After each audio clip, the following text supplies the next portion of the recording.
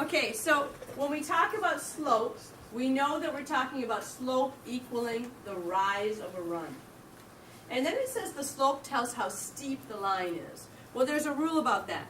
The larger the slope,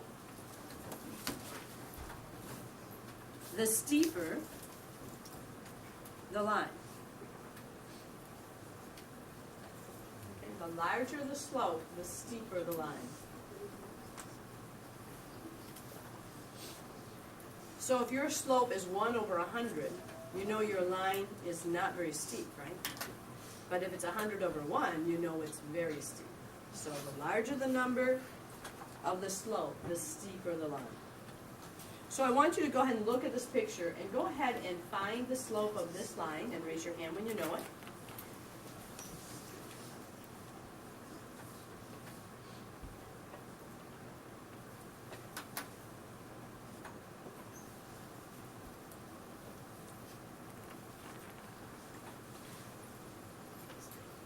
Good.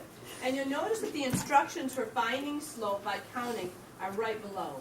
It says count the number of units that make up the rise of the line in the graph shown above. Write the number for the numerator of the fraction below. So for the rise, what number did you get? Cooper? 3. 3. So we'll put that in the box. Count the number of units that make up the run of the line and write the number for the denominator of the fraction. So what was the run, Dominique? 2. 2. So the slope of the line is 3 over 2. Any questions about that? Go ahead, turn the page.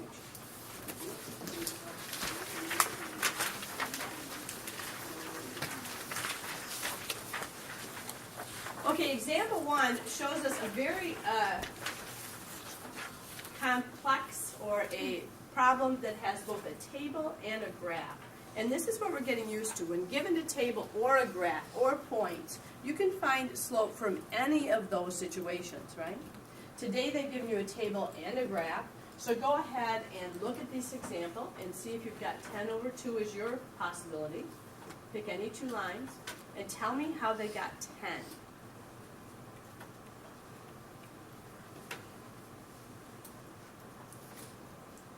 It takes a second look. How did they get 10?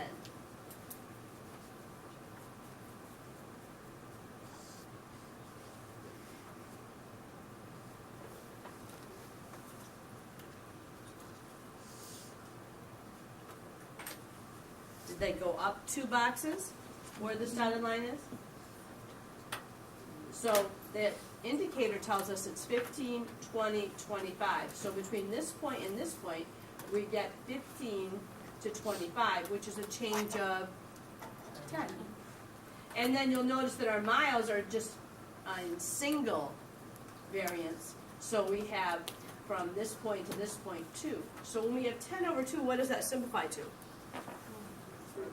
5 over 1. And here's what I want to show you. They did this on purpose to show you that it doesn't matter what 2 points on the line you pick as long as you simplify. But if you pick points that are close to each other, like right next door, you will come up with the simplest answer. So it doesn't matter which point you pick. You can pick any one you want. But if you want to make it easy on yourself, pick them as close together as possible, and then you'll get an already simplified answer. Does that make sense? Okay, look at then A. Graph the data about the plant height for a science project, and then find the slope of the line. Explain what the slope represents in the work zone. Okay, so here's what we'd like to do. In order to go to your homework today, I need you to complete the packet through page 75. So go ahead and circle this. When you're done as a table, you can work together all the way through everything to 75. Then you may come up and get it checked, and I'll give you your homework assignment and we're taking your turn. Okay? Any questions? Thanks, Shane. We can stop shaping.